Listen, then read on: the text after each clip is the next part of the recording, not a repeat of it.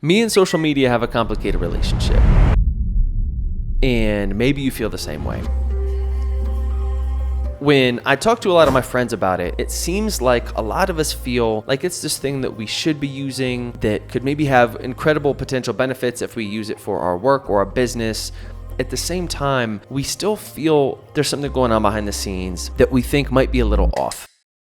So this is something that I have been thinking about for a long time, and a friend, after I told him that I was really struggling with social, recommended Cal Newport's Digital Minimalism to me.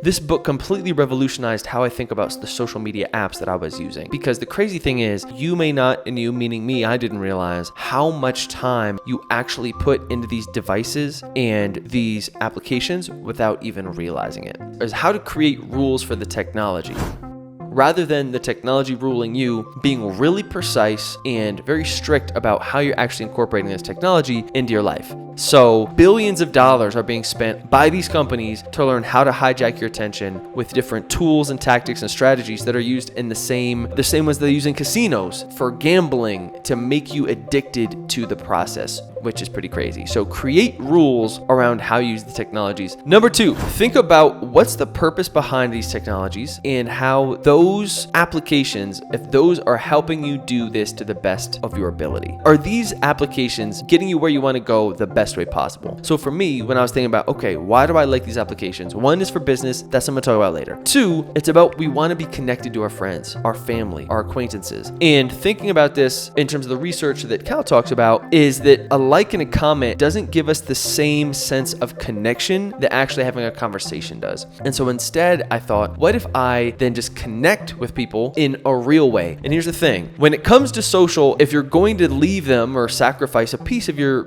social life in a way, you'll realize really quickly what matters and what doesn't. Another piece about this that I thought was fantastic was thinking about your leisure time differently. What are you going to fill your free time with?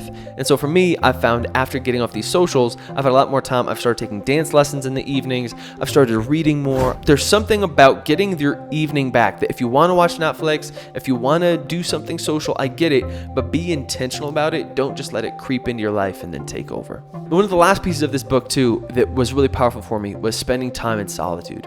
Solitude is being in a place where there's not input from other people. You aren't listening to music, you aren't listening to podcasts, you aren't watching anything.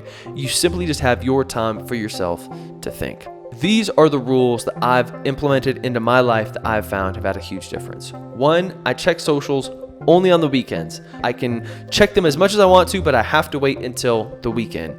Another way that this affected me was I deleted all my dating apps. I realized that I treat dating apps a lot like social media applications where I was spending too much time. In terms of myself and using these platforms as for my work and for my business, I think it's something really important that a lot of people think about too. And I'm not against posting these platforms. I think the problem is more the consumption. For me, I realized that the short form content for me never really did it. That's why I'm here on YouTube.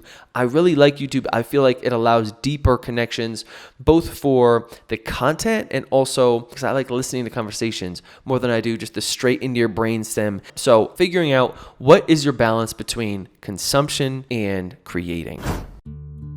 I hope that was helpful. I hope that you learned a couple things. I highly recommend this book. This has been a game changer for me. If you want me to review other books, please, I'm always looking for book recommendations. So drop it in the comments what you've been reading lately. If anything has changed your life or shaped your mindset a little bit, would be curious to check it out.